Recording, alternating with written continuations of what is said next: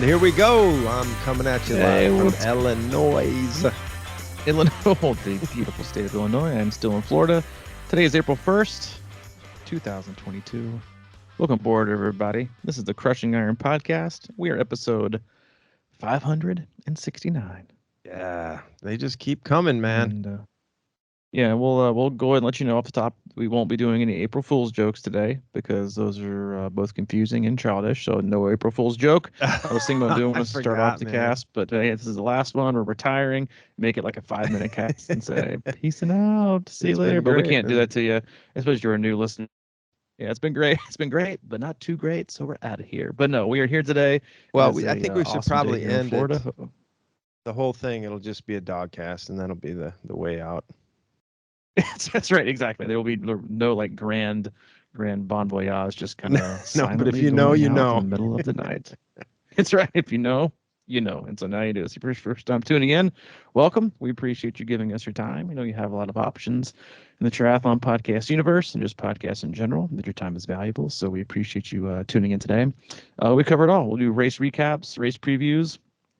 We'll have the occasional guest. But for the most part, Mike and I as coaches, athletes, best friends, we just sit back, relax, and have an open, honest discussion about what we're going through as humans and still finding our way as athletes. We'll also use the athletes that we work with to catapult the discussion of the day. We work with a really wide range of athletes, from beginner level athletes looking to their first sprint all the way up to elite level amateurs trying to get back to Kona, and everyone in between, and from all over the world. We'll use the feedback we have with them, discussions with training and in life to drive the discussion of the day. We'll also go into our Facebook group, which if you want to be a part of that community, you can hop in and answer one simple question. Again, that's search on Facebook, Crushing Iron Group. A lot of awesome people in there, great community, always willing. Someone's always willing to help a hand and give an answer. So feel free, participate. And now that the season is rocking and rolling and full speed ahead, as I'll cover here in a little bit. All the more reason to be part of it and get some of your questions answered so you're not swinging at a pinata with the blindfold on. But that's it. We don't do sponsors. We don't do ads. And the only agenda that we have is to keep you happy and healthy in your endurance sports journey. Yeah. And how's that going for you in your endurance sports journey? Happy, healthy? Right now, you're on a roll? I'm in a good spot, man. I am. I'm in a very good spot. Very, very good spot. I'm not smack dab into real structured training for myself, just because I'm trying to, and I got a lot of things, a lot of moving parts, literally, if you will, right now, and had, obviously been in Florida, leaving tomorrow, so been on vacation, but I've done something every day I'm here. I told you before we went live, I swam 3 days this week, sauntered my way down to the Phil Humble pool that is only 20 yards long.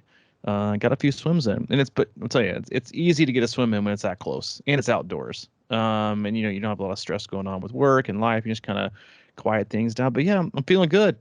Done a couple runs. Didn't bring my bike or trainer, and that was for good reason, just because it's just too much hassle. I'm trying to practice what I preach. But no, I'm in a good spot. I'm feeling very optimistic of easing my way into some structure that I'll put together my plan for the next like 2 to 3 week block. But I'm feeling good about it. I'm feeling happy with where I'm headed and just my general overall headspace. I'm not trying to dive into too many things and look, 12 months down the road. I'm just kind of, doing what feels right, and then just kind of piece together and continuing to hopefully provide myself an opportunity to keep this on track. And this is always the hardest year for me to stay on track. Just because the racing season usually goes full bore, and it's just very, very demanding. And in the past, I've done just an absolutely horrific job of setting boundaries and taking time for myself. So I'm really going to try and be mindful of that this year, and try to find my way. So I'm excited. Yeah, I feel good. I feel energized, I guess is the best way to put it. I'm just in a good spot with that, and I'm not. I don't have any heaping expectations at all at the moment. Just trying to get back in the swing and stay consistent and keep enjoying what I'm doing. It sounds like you're filled with joy. I'm not that much filled with joy. I've had a bunch of kids running around here for the last 7 days on vacation. But no, I am when you're happy. It is, but no, I'm in a good spot, and hopefully the rest of you are in a good spot as well. And it is a great spot for racing because, folks. But quickly, before you go into the races, I just want to echo on your practice what you preach kind of thing, because it is one of those times when, that it's warming up, vacations are coming. I'm getting a lot of questions about what to do on vacation. And my thing lately has always been, obviously, if you have a nice pool, real close to where you're at, go ahead and swim and stuff. But I was going to bring my trainer up north because I'm like, well, I just get, but you know how that Mm-hmm. goes, man. You're just lugging around a Yep. bike and a trainer, and it just becomes a hassle, especially when you're traveling and stopping different places. You got to unload and reload and all that kind of stuff, and then you end up not getting on the bike. So my theory is, going for me anyway, and like most people, I think, and I always try to say, get a short run in every day. I mean, because you're on vacation for one, and there should be value in sort of rediscovering your low stress levels and things like that. Hopefully that's what the vacation's for. But I also think a short run on them, every day, 20, 30 minutes even. And if you feel better, whatever, go for a little more. But for the most part, I think Mm-hmm. it's a good idea to sort of complement your vacation. I think it not only will keep you in the game a little bit for training, but it'll make your vacation better if you're feeling, if you get out and move, you know. I mean, a Yeah, lot of us and walk on not sitting vacation, on a but trainer. yeah, I It's mean, like, yeah, I mean, that's what we always get questions for athletes that are on vacation or spring break, and this is very applicable to right now because I think spring break's still going to go on for a few states and a few counties, but also for summer coming around the corner. It's like I can definitely take my bike and get a few trainer rides in, and I'm like, stop, don't be that guy, right? This is just if it's just 1 week, and it's not super, inconvenient the week before, week after to get some extra cycling in, like you said, do stuff that complements it. Don't dread it. And you got to set up the trainer. You got to take it down. You got to shove it in a corner.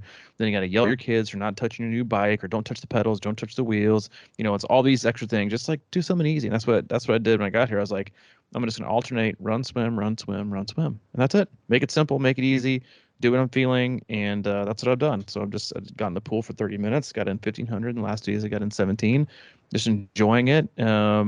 And just kind of, yeah, honestly, just like you said, letting it fit into your life and not trying to force it like the wrong puzzle piece really does make everything better. And that's a very, very hard thing, I think, for athletes to provide for themselves because we're not very objective. That's why a lot of athletes get coaches or try to follow, some kind of a training plan, is because it's very, very hard for everybody, professionals and age groupers alike, to not feel like we're forcing things and just to kind of let things happen. Because what also does is it removes kind of the mirage of control, which is what a lot of us have. Like I think I mentioned this on a previous podcast, but I hopped on the bike one day for a quote unquote long ride, and somebody was like, "How long are you riding for?" And I was like, "I don't know. We'll just see." Just like because if I felt good, I was gonna keep riding. If I didn't, I want to get off. And so, getting on the bike and pedaling was the win. And then the undetermined amount of time was just gonna go by based on how I felt because with so many moving parts, in my life these days, it's I have to be very, very, very, very flexible. And by acknowledging that, when I create my own plan for these next 2 weeks, I have to take that into consideration and not try to force something that's just, I don't want to say irresponsible, but just setting yourself up for failure, and to almost not have any expectation except to have the expectation of being flexible and understanding that. And that's also okay. And also it's just a good time for me where I am at my training to feel like I'm a long, long way away from doing anything serious, race wise or in getting back to the fitness that I want to have. So embracing that and understanding that instead of trying to train in a way that's serious when I'm not in a mental and emotional space to be serious. mm, You can feel fresh physically, right? Like a lot of us I think feel that way. Um, Physically I'm ready to go, like, well, you're mostly physically ready to go because initially, right, the first week people just kind of jump off it and like, yeah, I'm feeling awesome, like, yeah, because you haven't done shit in forever. Like it's easy to manage, to not feel stress, when you're kind of base level stress, you haven't been adding any physical stress to it, you've just been managing emotional and mental stress. Well, then when you add physical stress into it, then you're starting to really kind of stretch things a little bit thinner than you have in the past, so it's harder to manage. So knowing what I know about where my mental and emotional capacity needs to be for the next 4 to 6 to 8 weeks, I know that the capacity that I have for physical stress has to remain low and flexible and at least towards the bottom, which also, fits very much into the phase that I would recommend for most people to be in, which is like, a lot of zone 2 work, maybe top ending it here in a little bit on the bike, but mostly taking my runs pretty chill. And it's managing stress. And a huge piece of managing stress is acknowledging that you have it. And that's, again, another piece that I think athletes really struggle with. Is just, because no one really likes to admit that they're under stress, right? Because it feels like, I can't manage my life, or this. And like, we're all under some kind of stress, whether it's good stress or bad stress, whether it's mental stress or emotional stress or physical stress. We're all under it. And I think just acknowledging that that's normal and it's okay can really set yourself up for success when getting back into the swing of things, or thinking about this specific phases of your training, or like you said, you're traveling, increased stress, right? You're not doing anything, but you're driving, which is stressful. You're sitting in the car for a long time, stressful on your body, because like being sedentary is stressful on your body. It's not good for it, right? And so like the longer people sit, car ride or whatever, you just feel like junk when you're done. So acknowledging that, right, is a little bit. Don't expect fireworks the next day. Expect it to like for me, the best workouts I've had since I've been here is like in the middle of the week. I kind of got out of the drive and the stress of getting here and unpacking and loading, getting settled in. It's a new place. And then middle of the week, it's pretty standard. Then it's like, right, now I get back to reality. I got people racing this week, and it's like increased stress. So it's, I think, acknowledging and almost embracing the stress that you have so you can combat it and then have your training complement it is a really great place to be in if you can find yourself in that kind of a spot. Mm. Yeah, it's this thing is it's not about always reaching the peak. It's really all about your trajectory, as an athlete, as a person, everything like that. How much do you think that stress is self-imposed? Man, that's a tough one. I don't know that I don't know that I could say with any kind of certainty a percentage of stress that each person imposes on themselves. I think we compound stress on Mm-hmm. ourselves, by how we react, or the things that we There choose you are. not to do, Yeah. or the things that we sacrifice. Like I think that's something that we do. Now, will I say that yes, there are some people that I think choose to live in a state of chaos because they like it, right? They feel Mm-hmm. at home in a state of chaos. They like to have those things going on in their life to either create excuses, or you and I both talked about this thing on air a lot too. In my recovery, is one of the things I learned early on was that you're almost at the most dangerous parts of your recovery when things are going really, really, really well, because you're so used to, as recovering alcoholic, like you're so used to being in a state of chaos and uncertainty or things going wrong, that is your comfort zone. And so when like you self-sabotage, or like and I think I've always said something like or my first sponsor said, you're not gonna, if you're gonna, you're not gonna relapse on the best day of your life, you're not gonna relapse on the worst day of your life, because that's when you're kind of like really, really on high alert. You're Mm-hmm. just gonna relapse on a Tuesday, a random Tuesday where you're not paying attention to stuff. So I know I'm mindful of that with myself, but I think other people too. So much of life, I think there's a quote, is like, so much of life is not what happens to you, it's how you react to it. And I think that is the piece that we can own and control, is that yes, are there stressful things going on in our lives? Yes, everyone has stress. Whether it's good, like I said, good stress, bad, you get a promotion, right? That's stress, right? How do you handle it? Do you obsess about failing, and you got a new job promotion, and you're stressed now about not you know living up to the expectation, right? So you do that to yourself. There's already a initial amount of stress because you get a promotion, which is good stress. You got to learn a new maybe a new responsibilities within the framework of your job. Stressful, right? Still good things. You get a raise. What are all these things? How to spend your money, how to invest your money.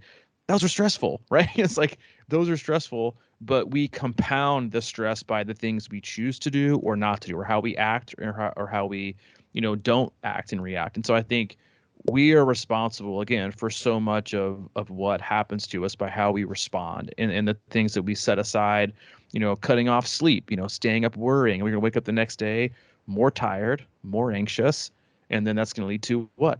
More anxiety and more stress. Like, there's a lot of things that, I think people can't control, obviously, but there's a lot that we can. And I think that just takes, again, objectivity and acknowledging, you know, like, again, going back to something my sponsor said, he was like, when I was going through a lot of like uncertainty, and he was like, is there anything wrong right now?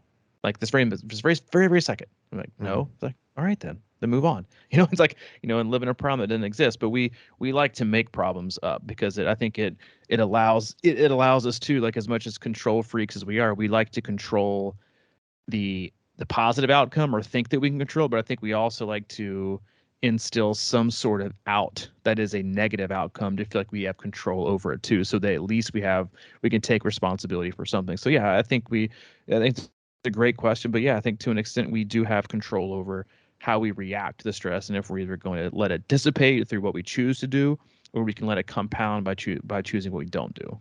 Mm-hmm.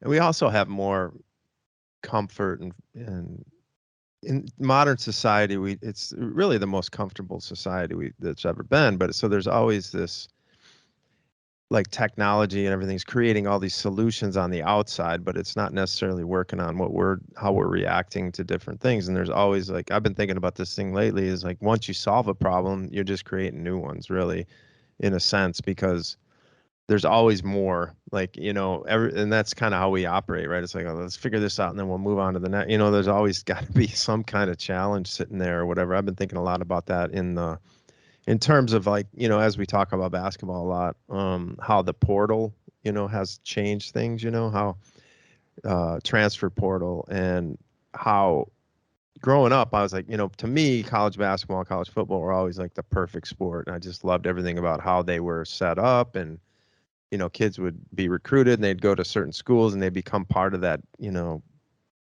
history and culture, and they'd represent, Tennessee or Wisconsin or Ohio State or Michigan, whatever. And now it's just a free for all out there, right? So it's like you're trying to, solve a problem for these kids, like to give them more flexibility and everything like that. But now it's just created this really chaotic situation where, like, I don't know, I saw the other day that everybody, like almost everybody on Murray State's team is in the portal right now, the whole team, after one of their best seasons, So how does that, we can always Great try is and, the enemy of good. yeah, exactly. And it's really, I think it's sort of a reflection of like hacking and quick fix mentality. It's like, how are we going to be great next year, rather than build over time. And like I was talking about, like, how do we get the best team together? We've got these elements sitting out there, and we can just recruit and pull these perfect pieces of the puzzle in, and then hopefully be good next year. And if not, then we'll try it again the next year, rather than looking at the entire trajectory of what you're trying to build and being comfortable with that. Now it's just become, and I think that translates into working out and trying to, build the perfect workout that puts you right back to the place you were or something like that overnight. And it just doesn't work like that, So I don't know. I No, just think that and the endless problems that we can create if we really try these days. well, I mean, failure and success breeds their own set of problems. Like you said, like, you run out of money, you have problems. You get a lot of money, you have problems. It's like, because Hmm. you're trying to figure out, And what's maybe the right more. answer?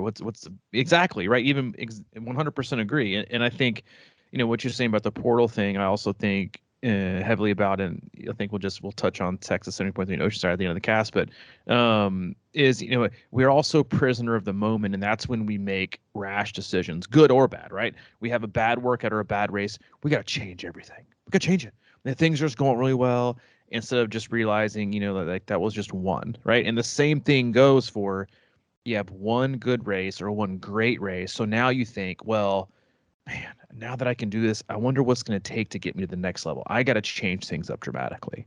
I got to make things totally, totally different. And I always think about that when, like, a mid-major or another kind of coach, like the coach from, St. Pete's, got the new coaching job at Seton Hall. And while I hope he does fantastic, I don't think that he will.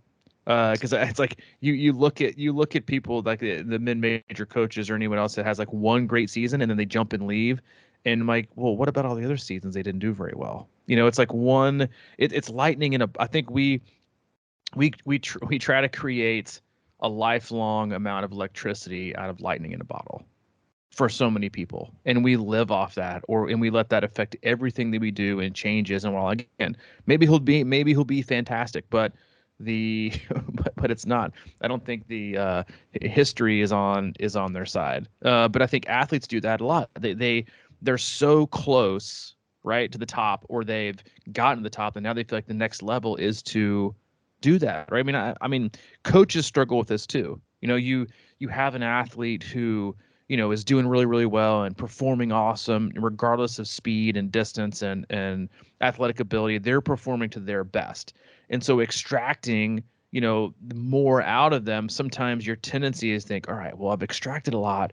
If I really want to extract more, I got to change things. And yes, change is good sometimes, but changes can also be really, really bad, because you always have to remember what got me here, right? What got me to, or what got this athlete to this level. And you also have to realize, as an athlete and a coach, that once you've succeeded and once you've taken certain percentages off your times, then it's like the difference between setting PRs in the marathon versus PRs in the 100 meters. Like you're looking at 10 to 15 to 20 minutes maybe for some solid marathon PRs, and for the 100, 400, even the mile, you're looking at milliseconds, right? Half seconds. So like the margin is so much smaller the faster you get. And so everything has to be taken into consideration, but it doesn't mean changing things just for the sake of changing things. And you see professionals do it too. You see age groupers do it all the time. Like, I mean, I know, and that's one of the harder things too as a coach. Like, we have awesome, retention, but I remember last year I worked with an athlete that 2 years before that hired me with one specific goal, which to qualify for Kona. And we did have a lot of races, and we worked hard together. And then they qualified for Kona. And then about a week later, we had a conversation, and they were like, yeah, I think I need to go a different direction. And now that I'm going to Kona, and that's obviously frustrating, coach. I get it, because a lot of athletes are like that. You get to a certain point where you think, I've improved a ton. Now I'm at this level. You know what I need to do now? Change everything up, because that's what's going to get me to the first part. But if you look back, and the most successful things you've done in life, you've done it through consistency, right? You've done it through work that, while might not be flashy, compounds over time. And as long as you continue to do that, and you don't let yourself get stale, and you don't see injuries happen, that's another indicator. If you need to change things up, or again, life and stress change them. You can never really duplicate each year, because we're all under kind of different stressors, good or bad, that needs to be taken into account. But it's all something that I think we all fall victim to, being distracted, right? And or ADD when it comes to training and racing, and what looks best or what looks now. We should never make decisions in that state of mind, because I think if we always go back to when we are the most fulfilled, it's when we are inside of a process that we are embedded in, and have belief in, and that we aren't calculating things day to day. We are just doing it and working it. Now that can also be frequently confused with the dopamine hit we get from making irrational, impulsive decisions that for a moment are usually just to fill our ego, or to make sure, or to cover up the fact that we're scared, right? Or we are lacking confidence, right? It's like, so that in a moment it feels exciting, right? I think exciting and fulfilling are two very, very, very different things, and a lot of athletes chase that impulsive excitement, which is always something new, right? Something that that's new age, or cutting edge, or brand new. It's like, I'm doing this, and it's like, well, first of all, why, and so always ask yourself why. Or always ask if you're making a decision. If you are making decisions, why are you making these decisions? And do you find yourself being able to do it long term? Like you mentioned, this world has become so much about hacks and doing things and taking the shortcuts. And that's why you see 19 people who take 25 different shortcuts and still aren't any better, because they keep taking shortcuts, right? Shortcuts to nowhere. You have to stick with things. That's why you see the majority of the most successful professional athletes have been with their coaches for 5, 10, 15, like it's sometimes 15 years. Like they find when that work, and they go, because they know that as long, like you said, like the transfer portal, the guys at Murray State, it's like, oh, we're really good. Maybe I can be better at this school. And the fact of the matter is, usually sometimes the best thing to do when you've reached the point of feeling really, really, really good at something instead of to chase the smaller, quote unquote marginal or minimal gains or high fruit, is to just actually go back to the beginning and make sure you're fine tuning the basics. And because that's where the biggest ROI is it's always going to be in the basics. Kind of like we talked about in the previous podcast, people chasing, these heat acclimation protocols that they only follow 20%, when they're doing, long sleeve training rides with no fan once a week, and they consider that heat acclimation. It sounds great and it feels like we're doing something good, but that's not right. But it's always going back to basics and nailing the fueling and the things that aren't like, in any professional would tell you that nail the consistency, nail the basics, do that 95% of the way, and you'll be good. And that was, can't remember, I think it was maybe Chris Everett, and I think I've mentioned this quote before on the podcast, was somebody asked about her game and why she was so successful, and she said, because my number one goal is to get the ball back to the middle of the court every single time. That's it. That's my game plan. Ball back to the middle of the court, because you can basically, what you can do is predict, which was my game. I wasn't the greatest athlete. I didn't have the best technique, but I hustled. And my goal was to always just get the ball back. Because if I can just get the ball back somewhere in the court that was in play, I'm more likely to be able to do that 20 times than you are to be able to do it 21, because you're going to make a mistake. And that is so very much like training, in that the most successful athletes are the one that stick with something long term and continue to do it, versus the ones that you see yo-yo or hit the roller coaster ride, like again we talked about on Tuesday. But again, as we both, you and I know personally, professionally, and as athletes, man, it's hard. It's hard to stay on it's hard to stay on that ski lift and not get distracted and want to jump back down or hop on the black diamond slope when you barely, just because you bought fancy skis doesn't mean you should be on the black diamonds. Yeah. And that's the extent that I know about skiing. Well, I mean, what you're saying is kind of like, it's, for most people, it's always kind of seems like it's about the breakthrough, right? Trying to break through to the next level, really seeing some improvement or whatever. And it's kind of difficult to see yourself improvement if you're running zone 2 for like 2 months or whatever. You're not paying attention to, hey, my heart rate is going down or whatever the thing is. And on your tennis example, that's really interesting. I was in Nashville last night or the night before, and we were talking about, he's a big golfer. So, and I was telling him that, when I was playing the best golf of my life, and I know you don't play golf and you don't like it, but I was thinking about my approach. Like, I'd hit my drive, and then I think about my approach shot of hitting it to within a nice radius of the green. So in other words, I was really chipping well. So I was just trying to get it up close enough to the green so I could chip well. I was doing a lot of good short game chips, so I'd get it up really close with my chip, and then I'd be able to put it in. And once in a while, I get some pars out of that kind of thing. And he goes, well, pro golfers, like if you're a golfer, an amateur, and you're out there hacking once in a while, you're always trying to hit your approach shot right at the pin, like at the flag. You really are, no matter where it is. It might be in a tough spot. A lot of times people are just really caught up in this idea of having their shot get as close to the pin as they can. He said most pros just try and hit the center of the green. They're just trying to hit the center of the green. And if they kind of miss it a little bit to the right, then a lot of times it ends up near the pin because they were just trying to get close, and it's impossible almost a lot of times to hit it exactly where you want. So sometimes it goes a little bit to the other side, but for the most part, they're just playing it kind of casual and setting them out, doing the easiest approach to set themselves up for a good possibility, the next step. So like that's exactly what I thought of when you said that Chris Everett stuff, is it's like, you don't always hit the winner, your every workout isn't going to be a winner.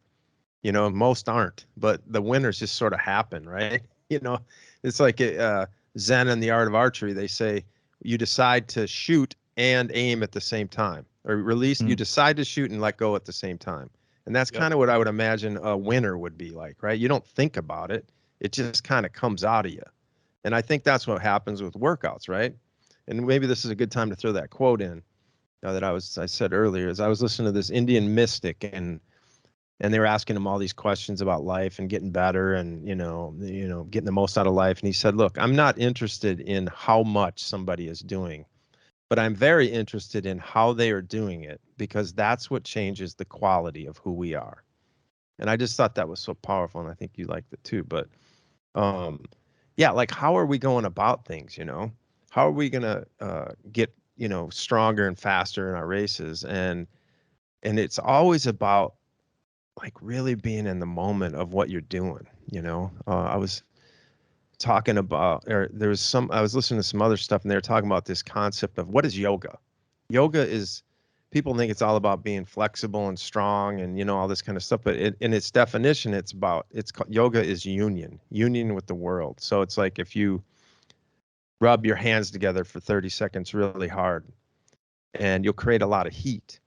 And then if you pull your hands apart a little bit, you'll feel that heat resonating between your hands, right? So yoga is about being in that moment of uh, at one with the world, so to speak, because your energy force is getting out there. And I think that's what the thing is with workouts a lot of times, is just being right there. Like you're saying, these pros, their consistency, and they're just kind of getting the best out of what they get that day.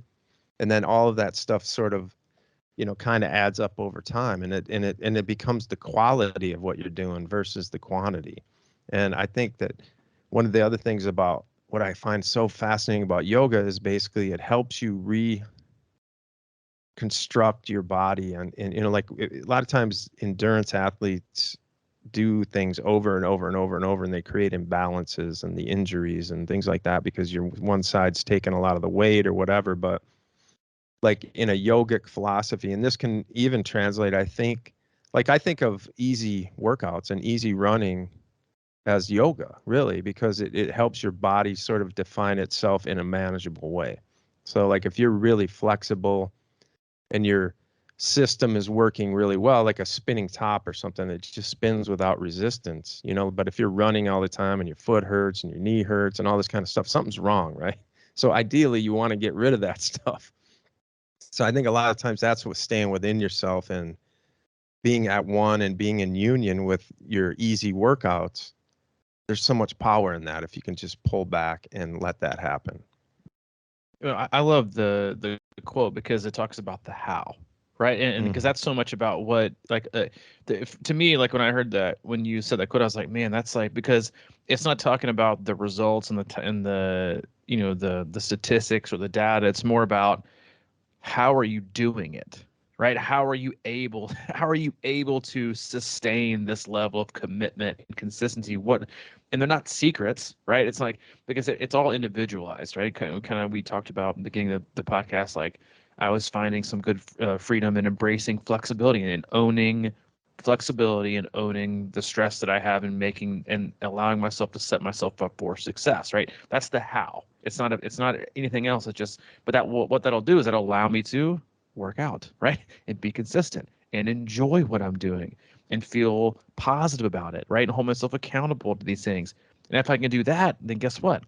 I'm gonna do it for a longer period of time. And if I can do it for a longer period of time, I have greater gains, right? You have better performance because you can do it for longer. And it's again, so many things that we do and don't do is are just based on habit and routine, um, and finding out what works best for us. And then, where are we being intentional and where are we not being intentional, right? Are we always shooting for the moon and the stars in every single workout? And then we wonder why we keep getting hurt or overtrained or too tired and too fatigued, and niggles pop up every other week. And then we go right back into the same thing. It's like, I think it's always best to look within and judge ourselves on our whys and our intent, and then how things are going at just a very baseline level, right? Because the closer we get to the top, and you see this with everybody, the more mistakes we make, right? Because we're pushing the needle, right? Going back to the tennis, analogy, is most people's unforced errors come when they go for winners when they shouldn't have,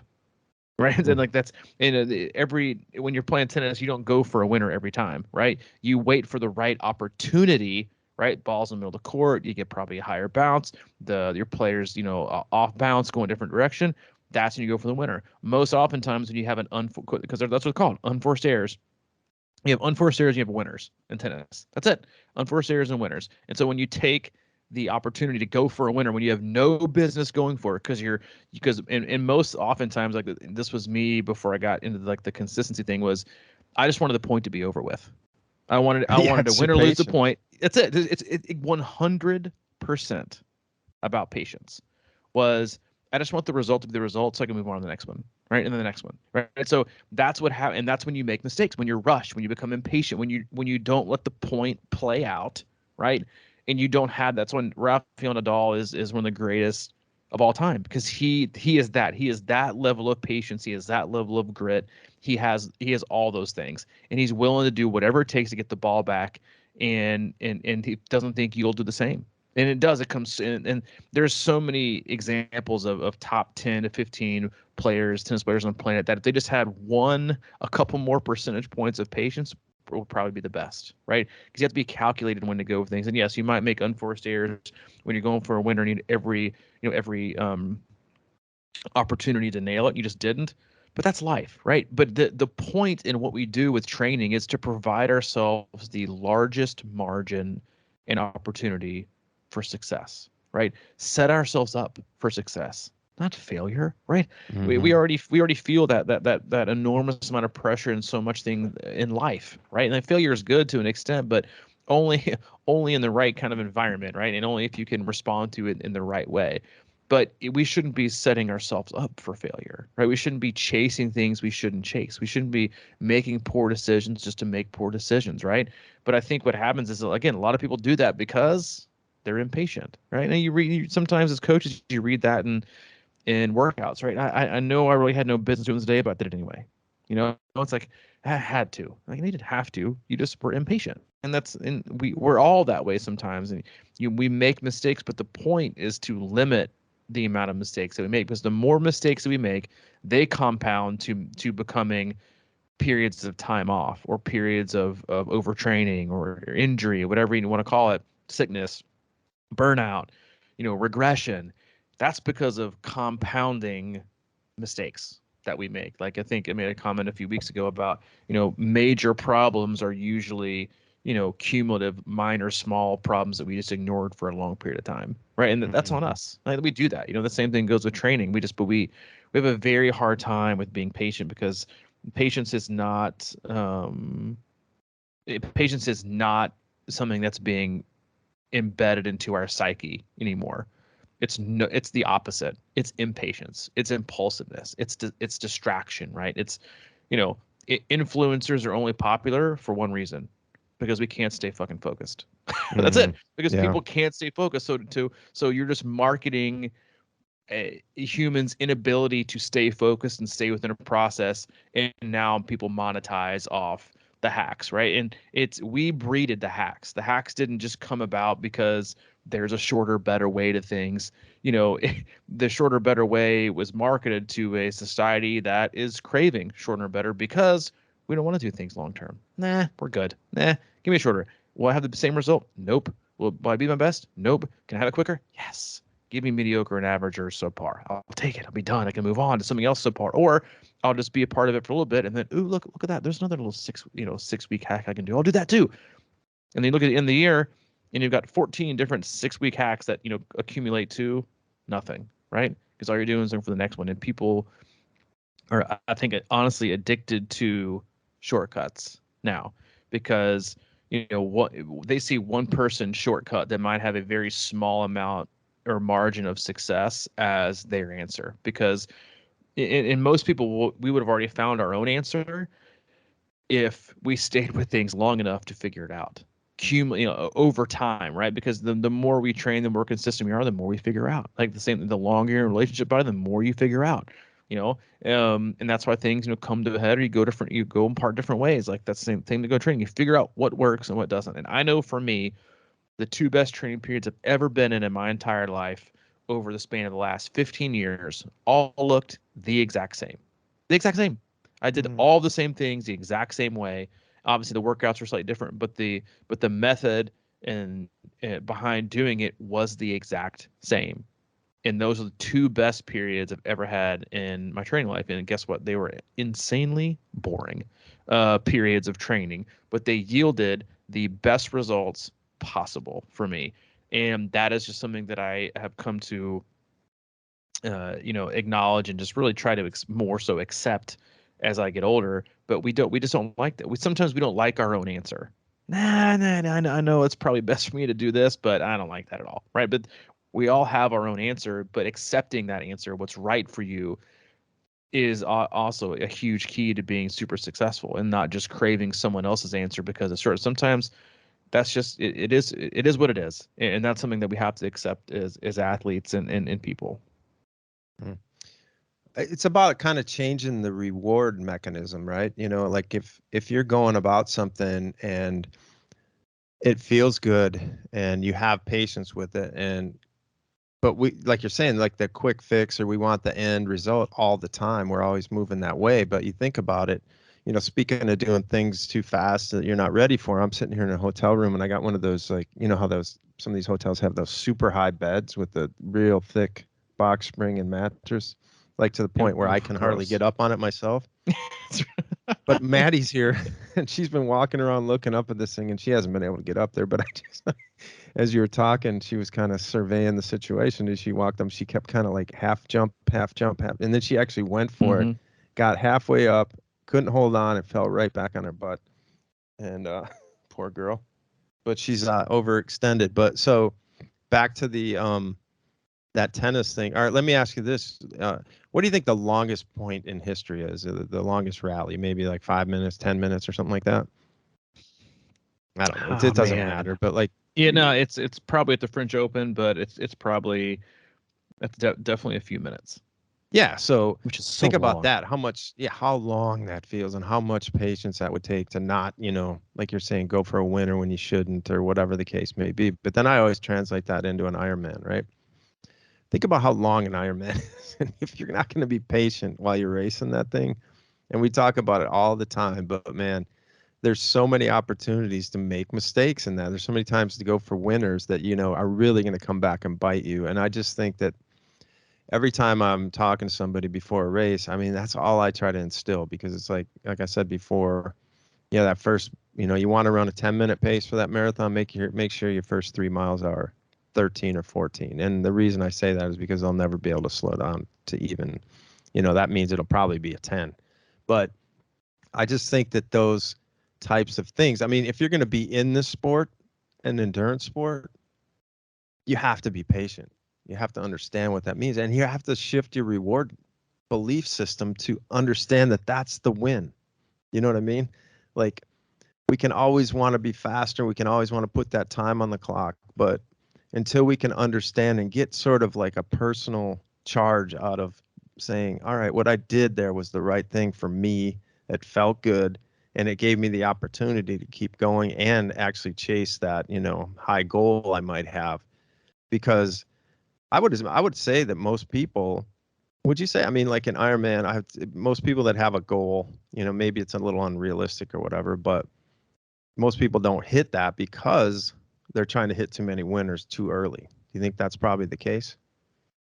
I think it's 100% the case. I think it's Yeah. like because we go for winners when we have no business going for winners, right? Mm-hmm. Learn, learn the basics first, right? Learn how to control the point. And like when you asked me about the longest point in the history of tennis, there are a lot of players like that, and I became kind of that myself as as I kind of evolved and understood that I had. Like I used to be in high school and before I played the summer and then went into college and played a year, was that like I was at a massive serve and a huge forehand. My backhand was never that great. And then, but I understood like once I wanted to even like flirt with playing in college, I knew that you can be the best on your high school team, you're probably going to be eighth on the college team. And I was like, I need to change. I need to change my game. So I worked out all summer long. I ran a ton because what I figured out was that through understanding what I was really good at was I was in shape. I would work really hard. I could be more patient because when you talk about the longest point, I thought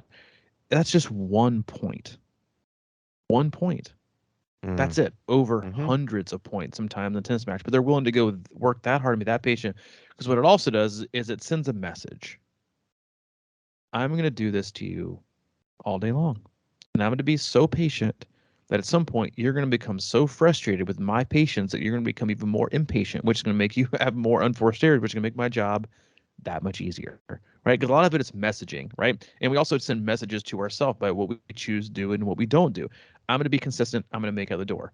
I'm going to do it. whether it's a 20-minute run or a 2-hour run, I'm going to make the time. I'm going to do it. It's about affirmation, right? It's about sending positive messages or sending negative messages, right? And we do that. I think we do that over time. But the athletes that are the most successful, in their own journey, are the ones that find the right groove with the right messaging and provide the right amount of accountability so they can do it for the longest period of time.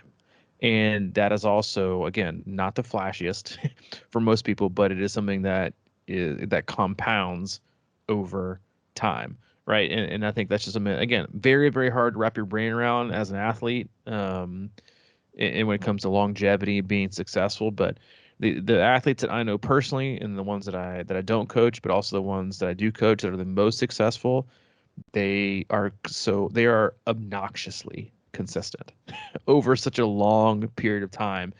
It's nothing flashy. Again, it's just compounding. It's compounding fitness interest is what happens. And all of a sudden you wake up one day and you're like, oh shit. And it's been putting money aside every month, put them aside a month, keep compounding. Interest rates are good. I'm getting a good return. 2 years later, you're like, oh, all right, let me go cash this in, baby. And then they smack out a race and be like, wow, how'd you do? I'm like, well, I did a lot of boring work with consistency for the last 2 years and stayed the course, right? If you want to go a long way, like I'm about hacks and like finding your ultimate performance destination, you go farther when you stay on one plotted course. You don't deviate. You don't get bored and distracted and decide to take a shortcut that might get you there 3 minutes faster, but there's a 10%, and this is most people, and frankly, a lot of athletes. Yeah, there's this new thing out there. It might make me 5% faster, but there's only a 10% chance it will. But what I could do is stay the course, right? Because it also means there's a 90% failure that you're not going to get close to where you could be. But that's what most people do. It's the quickest, it's the flashiest. But and this is early, and I think it's just a great message, right, for athletes earlier in the year. And we can talk about some of the races this weekend, but this is the time of year where most people need to hear it. Stay the course. Stay the course whatever course it is. Stay the course. As long as you feel like it's a really good, solid, plotted course, stay the course. Make sure you're focusing, buy into it long term, don't get distracted, and see it through. Because you can't figure out if it works or doesn't work until you see it through to the end. You can't make, if every professional game or whatever was decided in the first quarter or first half, there would be a lot of different winning and losing records in college professional sports, but it's not. Give time for adjustment, give time for feedback, make adjustments yourself, see it all the way through. And then, when you go back and you watch film of a game or a match or event, whatever it is, you don't just watch one part of it. You watch the whole thing. That's how you learn that's how you learn lessons, because you can see the entire picture, not just a frame of it. And so stay the course. Stay the course. Figure out what works. Don't figure out how distracted you are. Hmm.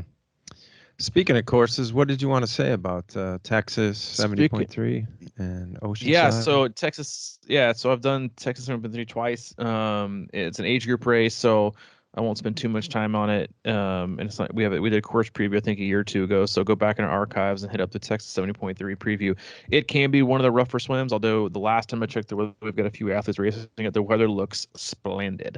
I mean, on point so listen, you're going to get wind no matter what when you're doing a coastal event, so don't whine and complain about 10 to 12 mile an hour winds. Be thankful. But the weather looks spectacular, so embrace it. The swim, hopefully with that wind, won't be super choppy, but the swim can be a little bit of a challenge. I do think it has the possibility to be one of the harder swims on the 70.3 circuit, just because it's open water bay and it can be choppy like it was last year. The biggest thing for most people is the bike course. Pace it well. You're more than likely going to have a headwind one way and a tailwind the other, or vice versa. So just pace it correctly. Understand you to save your energy with the tailwind and use it for the headwind. If it's not like that, which it has been the past few years, and you have the crosswinds, you're in for a longer day because you have to be on it the whole time, and just be very, very mindful as you kind of go through like the bigger houses and hotels. Once you get along the coast, that's when the big gusts of winds will happen. In the run course is 3 loops. It's a whole lot of turns. Own your tangents. You'll be thanking me. Own your tangents, because you can definitely run some extra mileage there. I don't think it's going to get that hot from what I saw in the weather, but it'll feel hot for a lot of athletes if they have it. If they don't live in the state of Texas, which is it's pretty dominated by Texas athletes and from participation standpoint. But again, save it for the run. But it's all going to come down to, I mean, if you use a bike computer or your watch or whatever, take miles per hour off. Just don't even look at it, because you're going to get way too pumped when you're with the tailwind and way too discouraged on the headwind. So go by watts if you can. If you don't, go by heart rate. Spin against the wind. Big gear, grind it out. If you have enough gears. Some people might run out of gears if the headwind is or the tailwind is strong enough, but save it, and especially if the headwind's on the return trip. And you'll know that when you look down and you see how fast you're going or clicking by the 5 mile markers on the bike course. If you got the tailwind on the way out, which it's been that way the last 2 years, just recognize that the way back is going to be a little bit tougher of a journey. Make sure you get a little extra fueling in, because it's easier to drink with the tailwind than it is with the headwind, and take care of yourself and pace it correctly, because it's all going to be about the run. I saw that last year. A lot of people blew up on the run because they overdid it, trying to chase and hold on to that high, because it is. It's just, I think most people would say, I'd rather bike a no wind hilly course than a flat course with wind, because it's just debilitating. There's just nothing you can do about it.